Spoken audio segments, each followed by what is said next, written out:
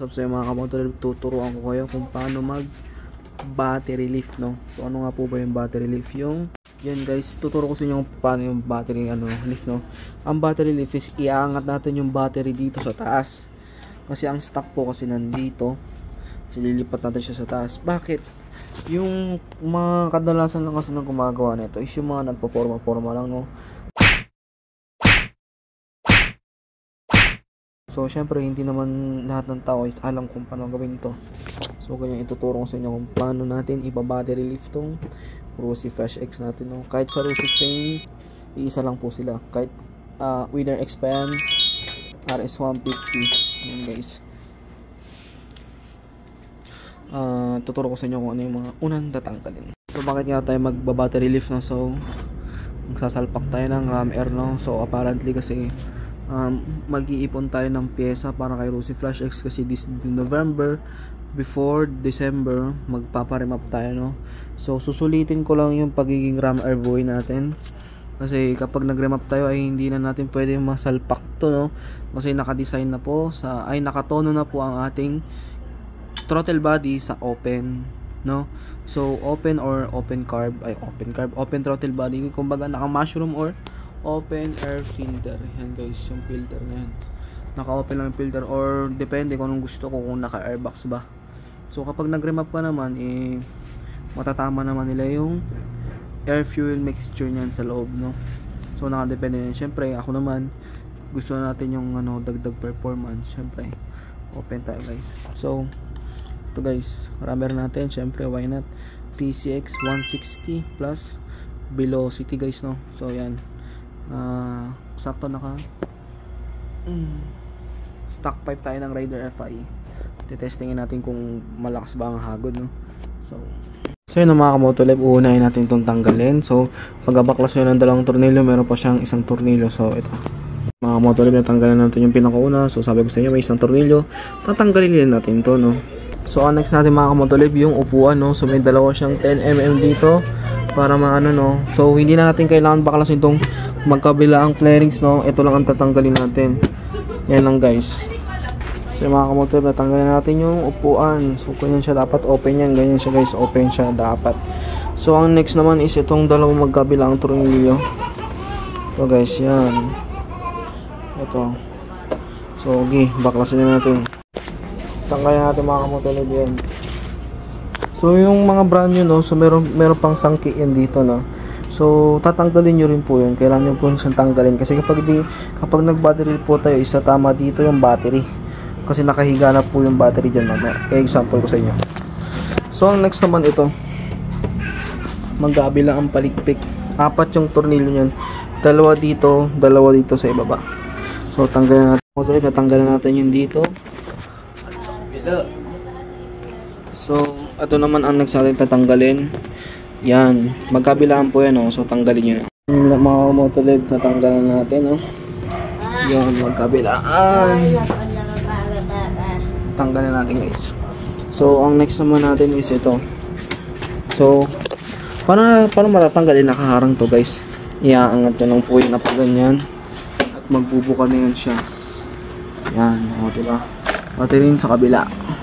Hatak. Yung umabas na ang 4 na 10mm. So babaklasin din natin yan syempre. Matulib, natanggalan natin siya, no?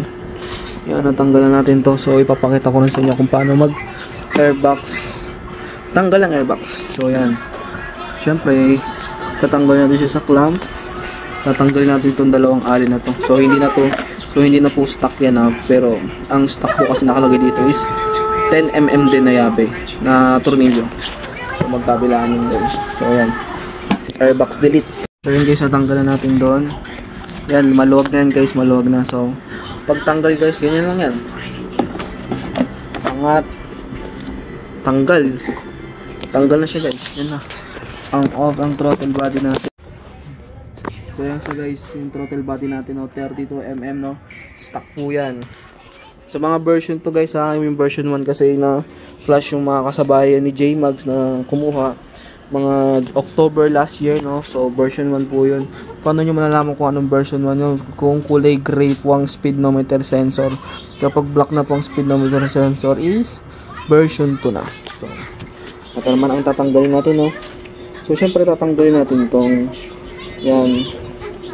Isa lang yan guys kasi okay naman siya pag isang piraso. So, baklasin na natin ito guys.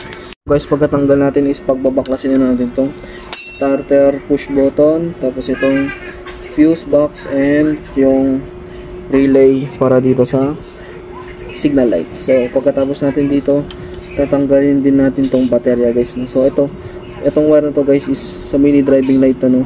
So, lalagyan din natin siya ng bagong pwesto kasi syempre, mag-battery lift na tayo. So, hanapan natin siya ng magandang pwesto, no, na may angat siya dito sa taas, no. So, mamaya, ang kailangan lang po natin dito is mahabang sabihin na lang natin flat bar, no. So, hindi na kayo kailangan bumili pa ng flat bar sa hardware kasi meron na pong nabibili dyan lang sa mga motor shop, no.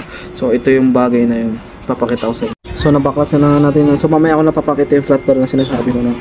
So, natanggalan natin to, no, baterya. So, paano nga natin ito tatanggalin, no? So, lilipat tayo sa kabila. So, guys, tatanggalin natin tong ECU, no. So, yan, may dalawang tornilyo yan dyan, no.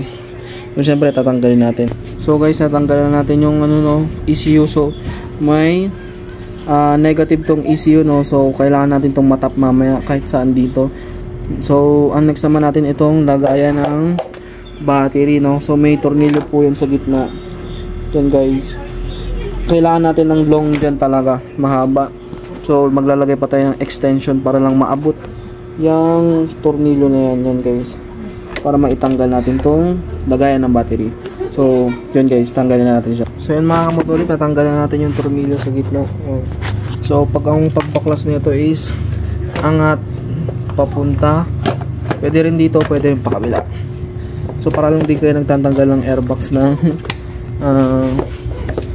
ng airbox ng Raider F5. Pero yan na, yung lumabas na agad, no? So wala na siya nakalinis-linis, kaya buti na lang binaklas natin siya para malinisan. So ayan, so dito na tayo mag-start mag-assembly, mag-cable tie. So yun, papakita ko sa inyo lahat. Pinaandar natin siya guys. Mas maagod na siya ngayon kasi naglaki tayo ng elbow, no? So yun nga mga kamotolib, no, ito nga pala yung sinasabi ko sa inyong nabibili sa mga motor shop, no. Sa halagang 70 pesos mabibili nyo na yan at puputulin nyo lang, susukatin nyo muna syempre para yung isang haba na yan magkabilaan, no. So dyan natin kasi ipapatong ang ECU, yung mga relay at battery, no. So ganito nga pala natin ginawa, no. So pwede nyo naman siyang gayahin, no.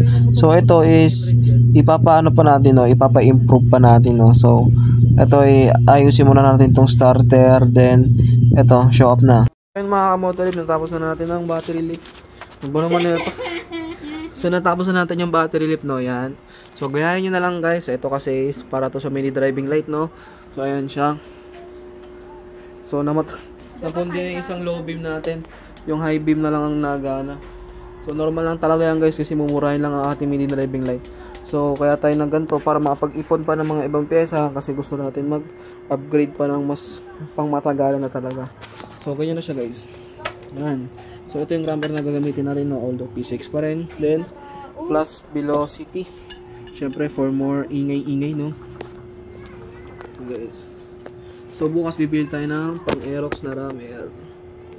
Yan. So ganyan siya guys. Masasarado po ng upuan yan guys ng hindi sumasahid dito yan. So yung wire na yan guys talagang ganyan na talaga yan. Pero mas kung may diskarte kayo na malinisan yan, mas malilinisan nyo din yan, no? So ganyan lang po ang diskarte ko ngayon, no? So ano muna ako dito concept na lang muna, no? So hindi muna natin ito malalayo si Rusi Flash kasi ko-condition natin siya para ma-long ride kasi this December is puro long ride na tayo. So yun lang mga moteleb. Salamat sa inyo na may natutunan naman kayo sa akin, no?